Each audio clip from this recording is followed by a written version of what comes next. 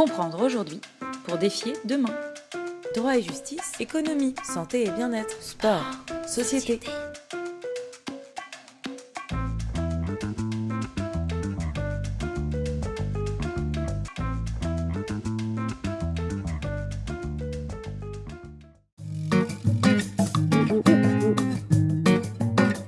Parce qu'on voit bien que dans un monde en perpétuel mouvement, en perpétuelle innovation technologique, on est obligé de s'adapter, pas tous les ans, mais presque, pour réacquérir de nouvelles connaissances, les remettre en forme, les remettre sur le métier, comme on disait avant, et pour pouvoir continuer à avancer et conserver, en fait, tout simplement, ses compétences.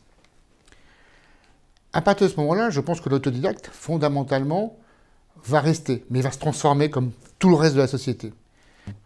C'est le fait que tout un chacun va très certainement basculer d'une mécanique d'exploitation où il va répéter un certain nombre de tâches, et l'arrivée des nouvelles technologies type intelligence artificielle, big data et autres, robotisation, vont certainement préempter ces tâches récurrentes et faire en sorte que chacun va devoir mettre en œuvre, en fait, de la créativité d'une manière permanente, et donc de rentrer dans ce processus qui est de test, de réussite, d'échec, de reprise de matière théorique, de remise en fait sur le concret, pour pouvoir enchaîner les projets, parce qu'on va passer d'un monde où on était en exploitation vers un monde où on va développer systématiquement des projets.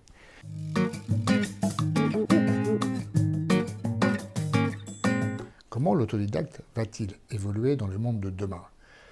Cette question, elle est déjà présente parce que, comme tout ce qui est en train de se passer, on s'aperçoit qu'on va avoir des éléments transversaux qui vont devoir être mis en place.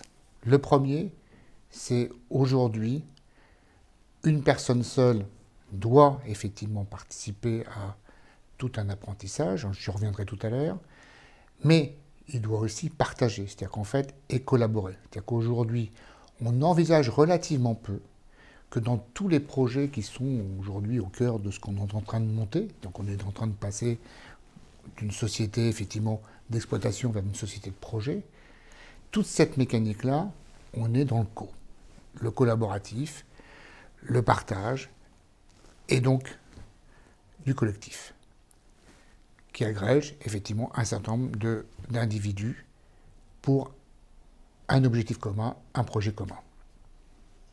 De l'autre côté, du côté de l'apprentissage, on se retrouve avec effectivement les mêmes notions, c'est-à-dire qu'on va être obligé de se former sur tout le spectre d'accès à l'information.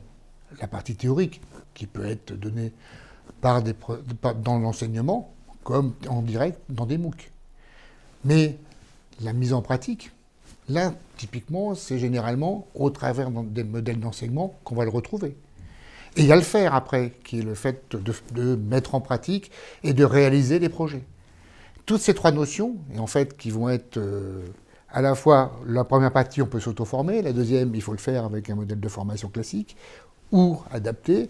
Le troisième, on peut faire en faisant donc dans l'entreprise. Ces trois modèles, je pense qu'ils vont se réunir et vont former un tout sur lequel l'autodidacte du passé va devoir s'adapter, lui aussi, pour pouvoir accéder au premier, pratiquer le second, mettre en œuvre le troisième.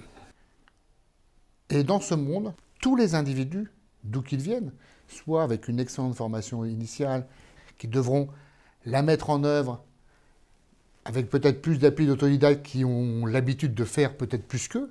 Et tout, c'est pour ça que cette mixité, à la fois de personnes et de modèles de formation, feront la réussite de ces fameux projets dans la société apprenante.